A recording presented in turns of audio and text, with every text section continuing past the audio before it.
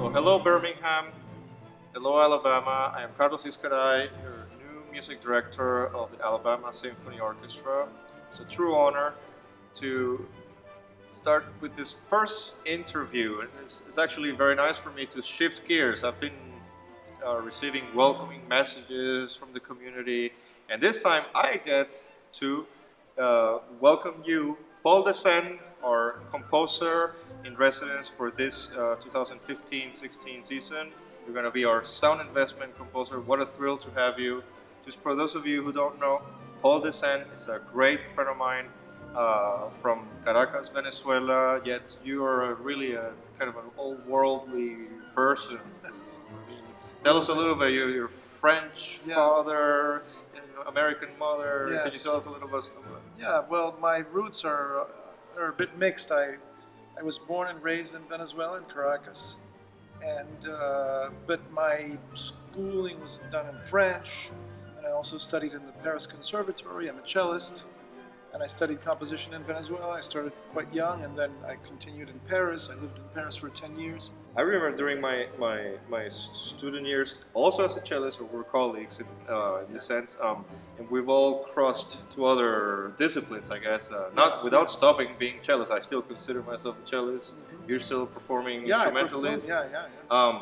Yet I remember when I was studying here in America, and all my friends who were at some point cellists or string players or just who played any instrument, everybody talked to me about Paul Desenne, the composer, the cellist, the teacher. You've taught many of the youth in Venezuela. Correct. In Venezuela, well, the big El Sistema project had a first generation, my generation. We were part of the first orchestras, and we were basically the teachers for the next wave of kids that came out of the El Sistema. And now the kids who are really the superstars that play with Dudamel around the world are the third generation. My students taught them. So what's good about El Sistema is that we immediately started a very active program of teaching and very hands-on experience. Yeah, hands-on. And so kids who were already starting just in the first instrument years immediately went to teach to the younger kids. You know, it was a very, I would say, an experiment in music teaching and music development.